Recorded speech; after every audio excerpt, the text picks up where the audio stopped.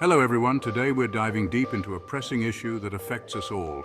The forecast that the US national debt will exceed a staggering $50 trillion by 2034. Let's break down what this means and why it's important to pay attention. First, let's frame this issue. The Congressional Budget Office, or CBO, recently released a report that projected a significant rise in the national debt, reaching 122% of the nation's annual economic output by 2034. This is a higher percentage than what was seen even in the aftermath of World War II. Now, why does this matter?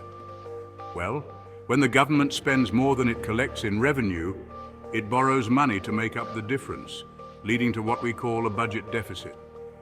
This year alone, that deficit will swell to $1.9 trillion. So, where is this money going? A large portion is headed towards defense and social safety net programs. With increasing demands and obligations, it's crucial to understand that every dollar spent on these programs today will likely be borrowed from future budgets, affecting generations to come. Let's talk about the impact of rising interest rates. Higher rates mean the government pays more in interest costs, which then fuels the need for even more borrowing. Michael A. Peterson, CEO of the Peter G. Peterson Foundation, described this cycle as unsustainable. This means if we continue on this path, the economic stability of our nation could be at risk.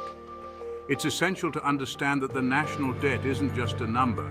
It's a reflection of our policy choices and economic priorities. As this debt grows, it could crowd out other essential spending in the future, limit our ability to respond to unforeseen crises, and eventually, it might lead to increased taxes or reduced public services.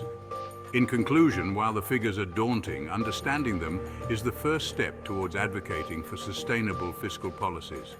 It's about ensuring that future generations aren't overwhelmed by today's debts. Thanks for tuning in, and let's keep the conversation going. How do you think we should tackle this rising national debt? Drop your thoughts below and let's discuss.